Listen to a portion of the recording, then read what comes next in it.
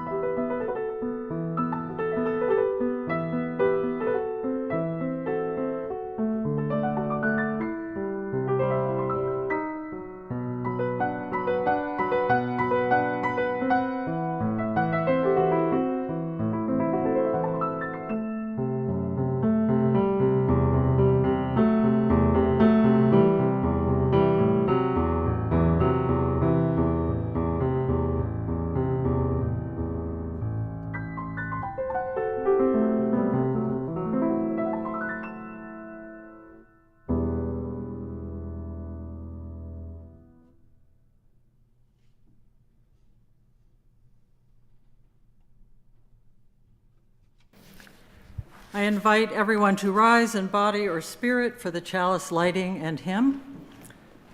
For all our singing, in the interest of health safety, we ask those of us in the Great Hall to sing quietly, and those of you online, please sing out loud for everyone here. Buddha tells us, one who experiences the unity of life sees their own self in all beings, and all beings in their own self, and looks on everything with an impartial eye. We light our chalice as a beacon of hope, a sign of our quest for truth and meaning. We light our chalice as a beacon of love in celebration of the life we share together. Hymn 361, Enter, Rejoice, and Come In.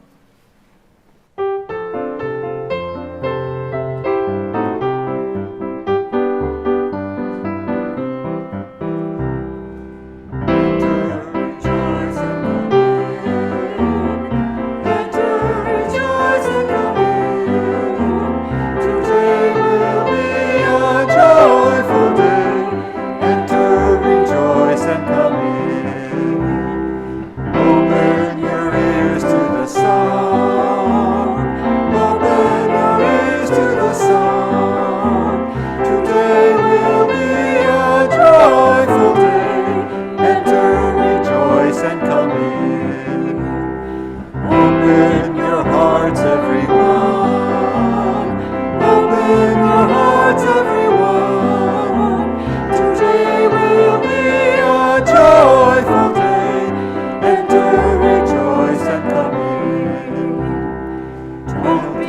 afraid of some change.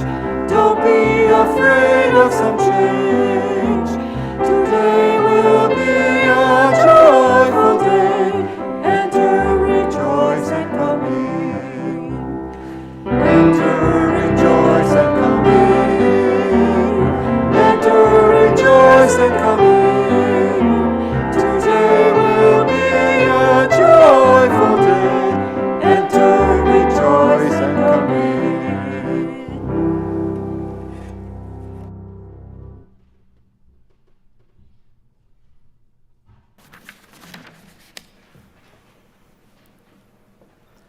The crocuses are on the move. The daffodil buds are set. I feel the earth awakening. Just as there is a botanical awakening, so too humans renew themselves by awakening. Today we will explore awakenings. Buddhism offers 7 factors in awakening. They are mindfulness, to maintain awareness of reality, investigation into the nature of reality, energy or determination and effort, joy, relaxation of body and mind, concentration or a one-pointed state of mind, and equanimity or accepting reality as it is.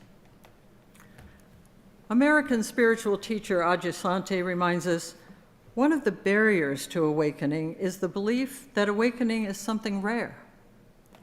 All that is necessary to awaken yourself is to stop seeking something more or better or different and turn your attention inward to awaken what is already inside you.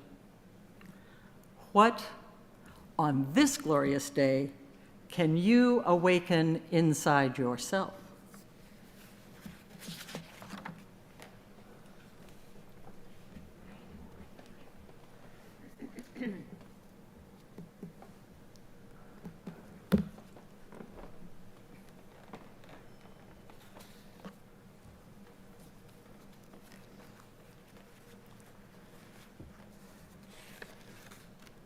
Joseph Cherry wrote this brief poem entitled Prayer for Living in Tension. It could just as well have been entitled Prayer for Living with Intention, with intention. If we have any hope of transforming the world and changing ourselves, we must be bold enough to step into our discomfort, brave enough to be clumsy there, loving enough to forgive ourselves and others. May we, as a people of faith, be granted to be so bold, so brave, and so loving.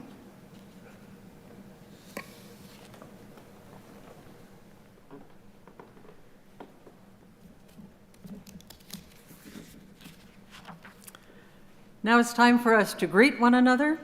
If you're on Zoom, we would love to see you, so you're invited to turn on your videos and wave and say hello. And the rest of us are, please watch the people there and greet. And the camera's about here. You have to turn around. Turn around and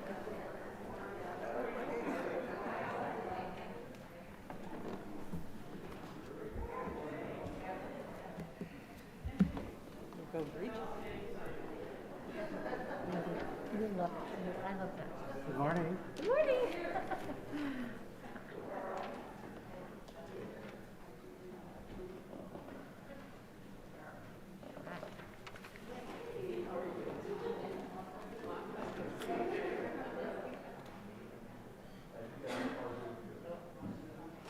I guess it's time. Hope you awaken to a good day today.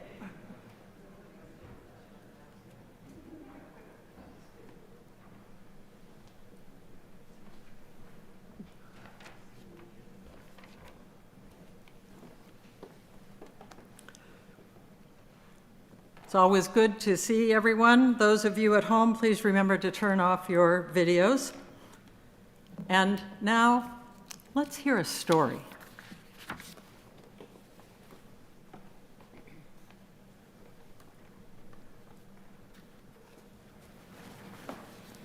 This is a story about an awakening, I suppose, big surprise, and when a boy called Jack discovered something important about himself. That day, dawn was on the horizon, silhouetted against the sky. She was on her way to meet her friend Jack.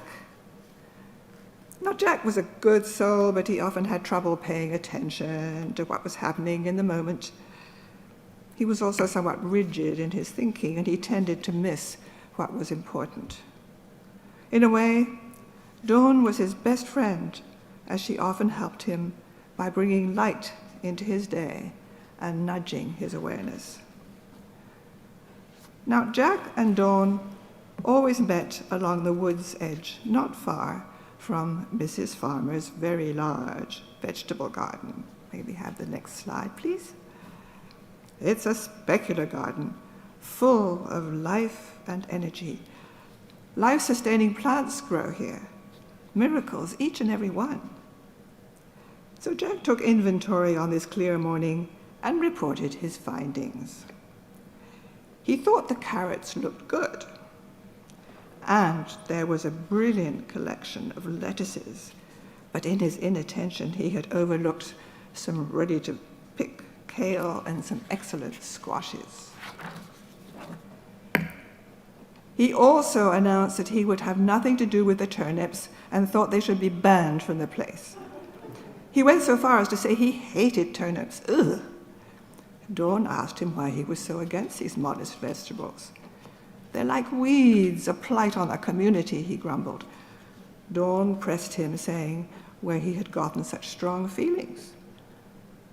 Jack told Dawn how his grandfather complained about turnips in the garden, how much he hated them, and how he claimed they would take over everything. Dawn replied, well, simply put, you learned to hate turnips. You were told that turnips were hateful. Jack had never thought about it that way and began to feel a little bit uncomfortable. Just then, Joy appeared to join them for the day. The sun was getting warm, the day was bright, the garden inviting, and Joy was their companion. She often arrived unannounced and was always welcomed. In the grand scale of things, she was beloved in the community for her kind heart and generosity. Turnips? She asked. Have you ever tasted them? They're sweet and spicy at the same time. They're great in stews. Give them a try. And judge not that you not be judged. Jack began to feel uneasy again and realized that he had learned to hate turnips. So he carefully dug up a couple to take home, and with joy in his heart, joined his friends in a playful romp through the garden. By midday, they were ready for a break and some relaxation. That's when another friend, Grace, stopped by to join them. Grace brought such a sweet feeling to the day. Seeking the tranquility of a nearby glade, the circle of friends lay on the grass to take in the warmth. Jack was calm and tried his best to be focused. He must concentrate if he were to understand how he had learned to hate turnips. What had his parents or his schoolmates or some of his friends said about them? It wasn't something they discussed, and he had assumed that everybody believed turnips were bad. It seemed that prejudice was keeping him from discovering the full beauty and variety of life. And then he had a dawning. Dawn, Joy, and Grace were right. Hate, disregard, disrespect, prejudice are learned. He realized that to be in peace in his heart, he must let those feelings go. Realistically, he knew it would take effort to unlearn them and embrace a new way of being. He resolved to try. He knew that his friends would be there to help him. he knew that his friends would be there to help him let love in.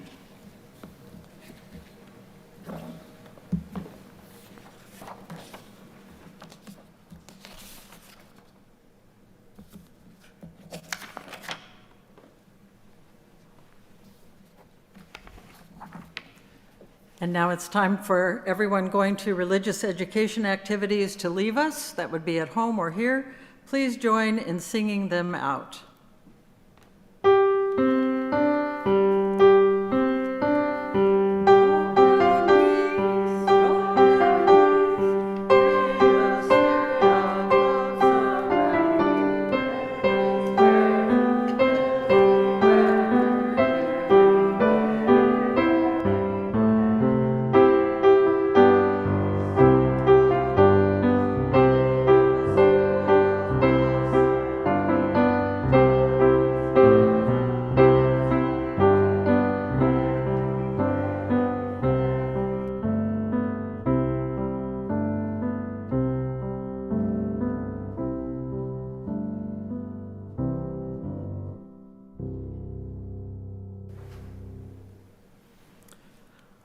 Our generosity makes everything we do here possible, and it helps us support organizations and movements in the greater community.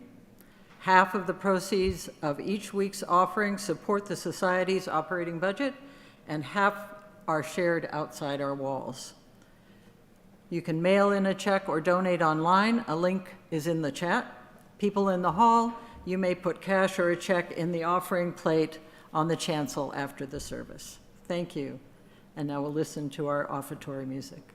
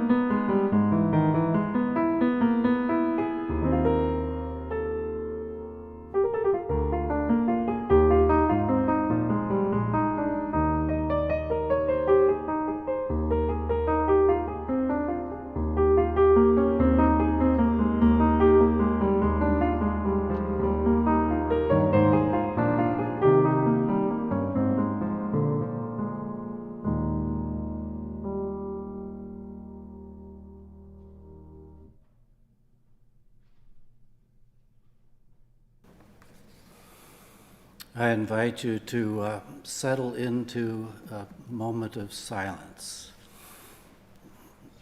You might take a deep breath and notice that you're right here, right now. May I be the rising sun. May I be the change. May I be the one I'm waiting for. May I be the dawning. May you be the rising sun. May you be the change. May you be the one you're waiting for. May you be the dawning. May we be the rising sun. May we be the change. May we be the ones we've been waiting for. May we be the dawning. Let's sit for a few moments together in silence.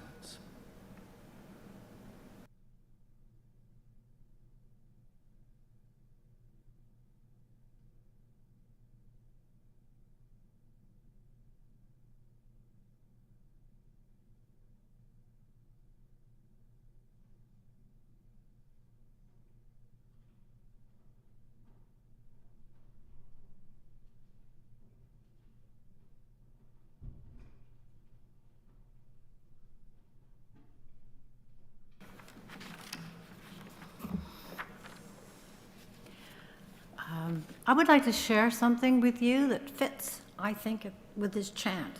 It just happened last night.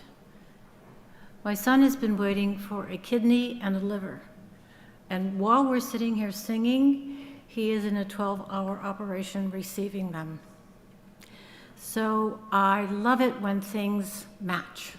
And so this song is really pertinent right now for me. And maybe you'll have something that'll make it pertinent for you as well. We are the rising sun. We are the change. We are the ones we've been waiting for. And we are dawning. We are the rising sun. We are the change.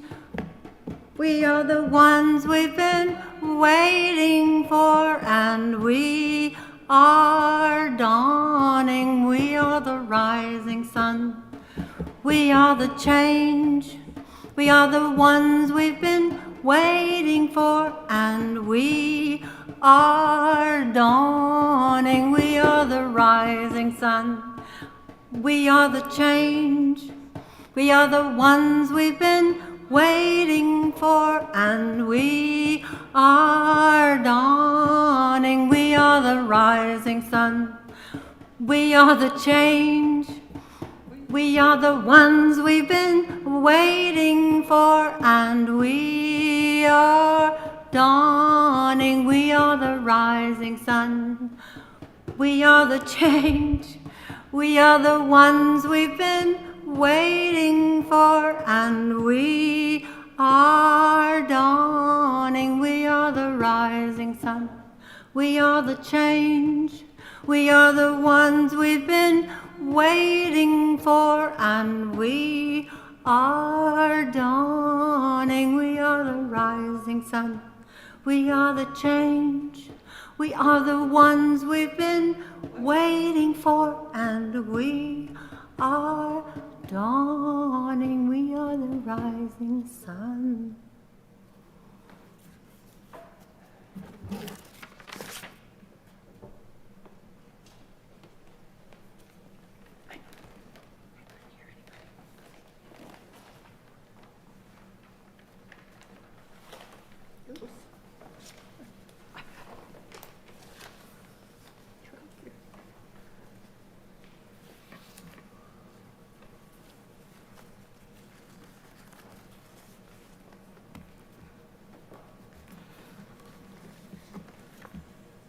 After hearing Jack's story, I was curious what it means to awake from prejudice. Young Jack was a good soul. He didn't want to hurt anyone. In fact, he was eager to please and sought approval. Weren't Dawn, Joy, and Grace his good friends? So it's not surprising that he was shaken to find out that his powerful dislike of turnips was not based on experience, but on what he had learned by osmosis, as it were, from his family and his social environment. I've discovered that it's hard to recognize prejudice in oneself, especially if it's in the air we breathe, in our families and social environment.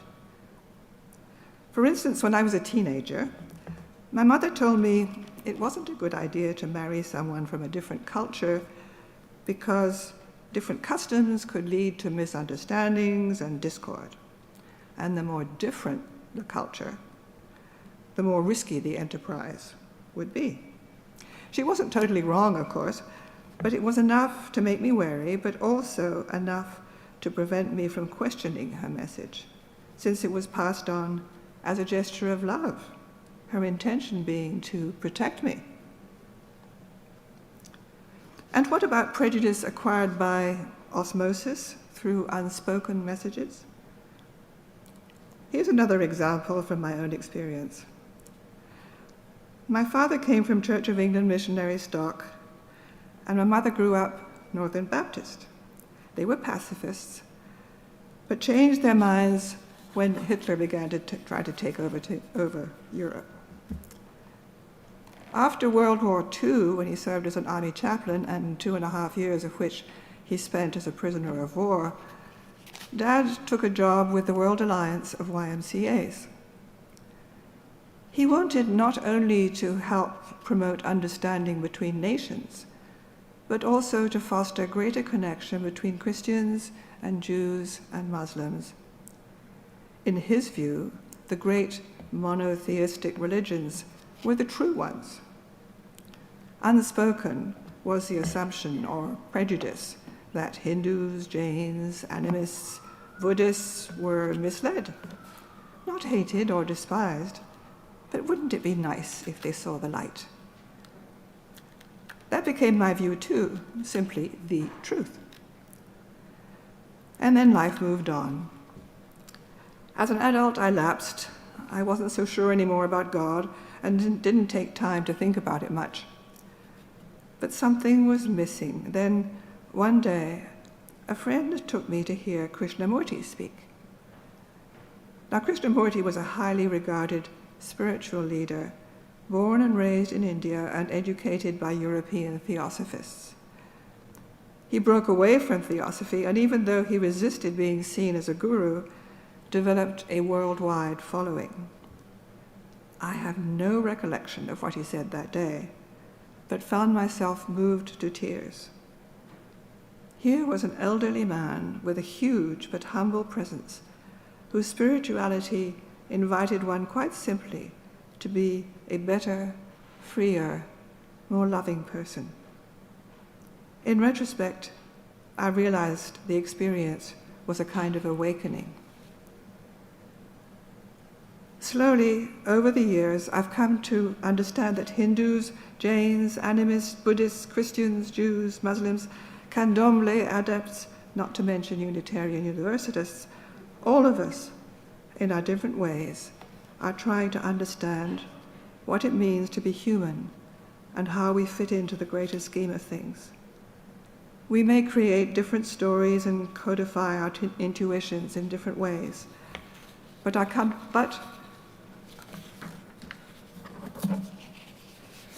sorry, I'm missing a page. In different ways. I should know this by heart. Do I have it? Oh, I don't have it. Oh dear.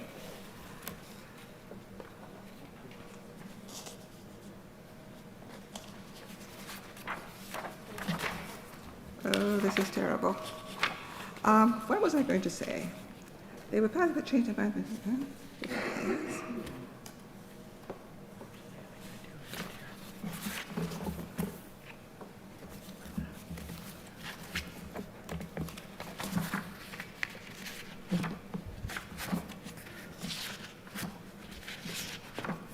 Thank you.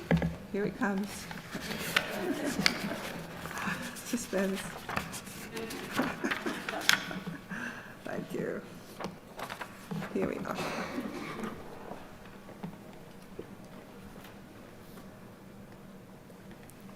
So I was saying we may create different stories and codify our intuitions in different ways, but our lives are richer for the searching, despite the fact that there is no absolute answer to these questions.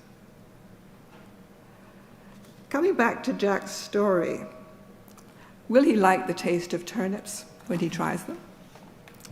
Will he include them in every future stew he makes? Or will familiarity heighten his contempt? Studies have shown that familiarity can breed contempt in relationships.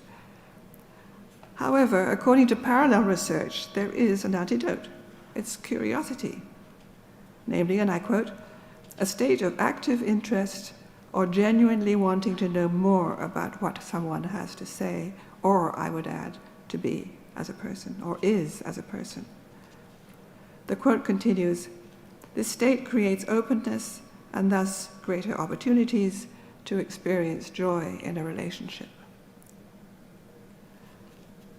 Which brings me in a roundabout way to tell how the USNF community helped me recognize my secret discomfort with the LGBTQ rainbow, and then helped me move beyond that cluster of prejudices. How?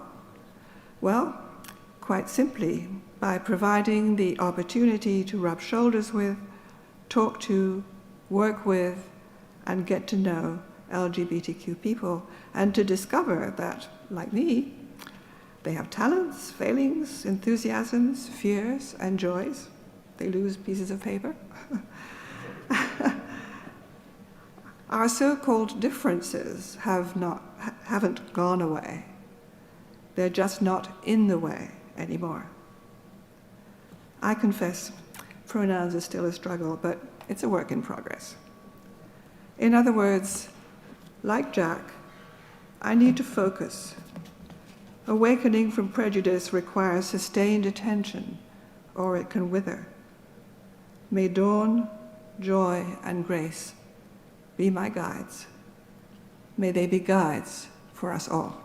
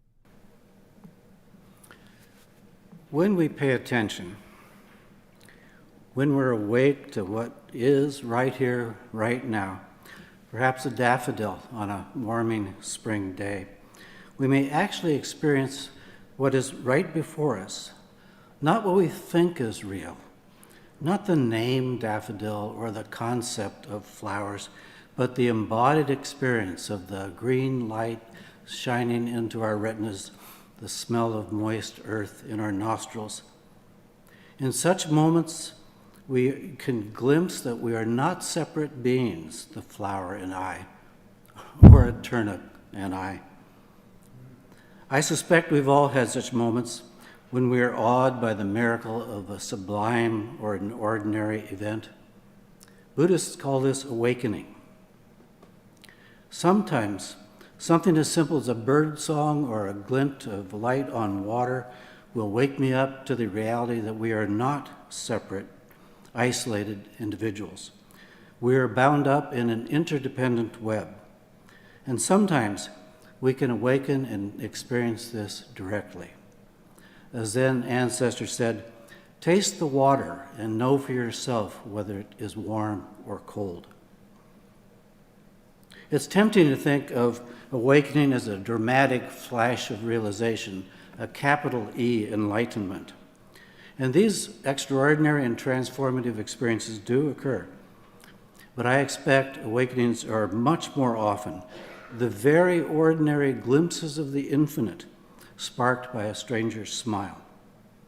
And these moments of awakening always catch me by surprise. I suddenly see past my stories, past my prejudice, to see who actually stands before me.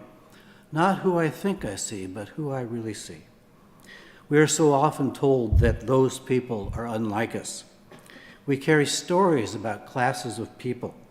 Instead of seeing the real truck driver parked outside Cooper's Corner, I see the story of the truckers obstructing the highways around Ottawa. Instead of seeing the red-capped Hadley farmer as my neighbor, I see the stories of the anti-vaxxer yelling at the school board volunteers. It's too easy to see caricatures instead of human beings, especially when we're bombarded by polarizing messages. It's so easy to be deluded by this demonizing. If we lived in Zimbabwe, a friend who spoke English might say, "Hello, how are you?" The traditional response would be, "I am well if you are well." I had to remember this when Clarence Thomas was in the hospital. I am well if you are well. This is a work in progress for me. The experience of people in southern Africa is shaped by an ancient worldview captured by the Bantu word Ubuntu. Dreeszen introduced us to Ubuntu with a story just 2 weeks ago. Ubuntu is the deeply felt appreciation that one's very sense of self is interdependent with others. One writer explains, "No human being exists alone.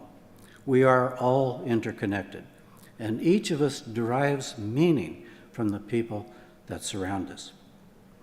Ubuntu is an elusive concept. I've seen it translated lots of ways. What I like best is the one that says, "I am because we are." South African Archbishop Desmond Tutu elaborated, "My humanity is bound up in yours, for we can only be human together. I am because we are." There's a story of a European anthropologist studying a Zulu tribe in South Africa. He invited the children to play a game. They were to line up at one end of a playing field. He would be at the other. They would race across, and whoever got there first would get a bag of sweets. When he gave the signal, the children started out, and a few went on ahead, but they looked back and saw their friends returned. They joined arms and ran laughing together across the field, and all arrived at the same time and shared the treats. The Westerner was surprised and said to a little girl, "Why did you come together? One of you could have had it all." She said, "This is how we should be. I am because we are." Ubuntu was the guiding ideal for Nelson Mandela as he led South Africa from apartheid to majority rule. President Obama, in a memorial tribute, said, "Mandela understood the ties that bind the human spirit. There is a word in South Africa, Ubuntu, the recognition that we are all bound together in ways that are invisible to the eye, that there is a oneness to humanity, that we achieve ourselves by sharing ourselves with others and caring for those around us. You may be thinking this sounds very familiar. These are the first and seventh principles of our Unitarian Universalism. We affirm the inherent worth and dignity of every person, and we respect the interdependent web of all existence of which we are a part. These ideas are also in sympathy with the Buddhist principles of loving kindness and what Thich Nhat Hanh called interbeing, the understanding that nothing is separate, self-reliant, or self-contained. All phenomena, you and me, daffodils and turnips, arise within a network of interdependence. Nothing exists except in relationship. Sometimes, not always, I awake to these connections.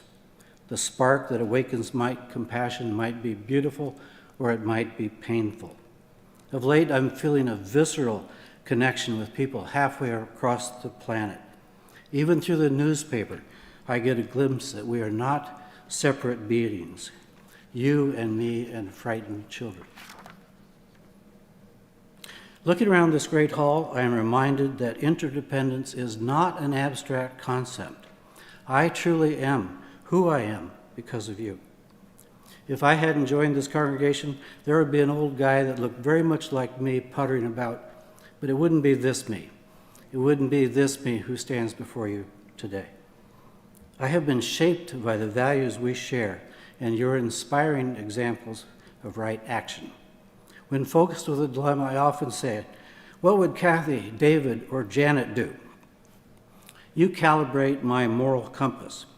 I would not be who I am if not for you. I am because we are. When I wake to this reality, I feel held. I am not a separate, isolated individual. I am part of a community that cares for me as much as I care for you. Even when we join this beloved community from home, we may awaken to this understanding that we are not alone.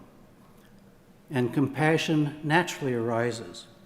And for me, this is the ultimate source of equanimity. I am because we are.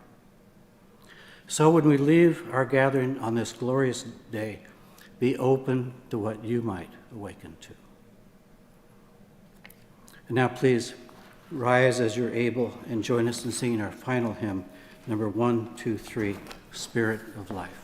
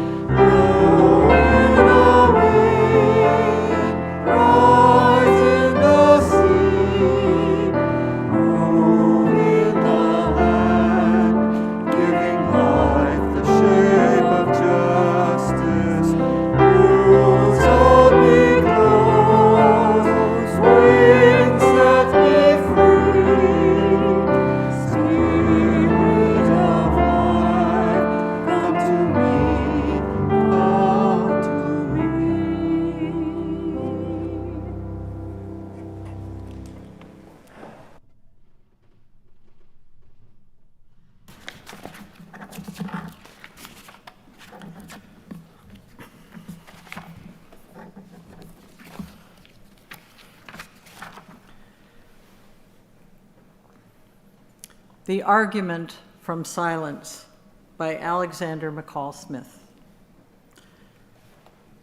For the silence now has ended, let the interrupted conversations resume. Let each say the things the heart would wish to say. Let the music speak again to each and bring with it charity.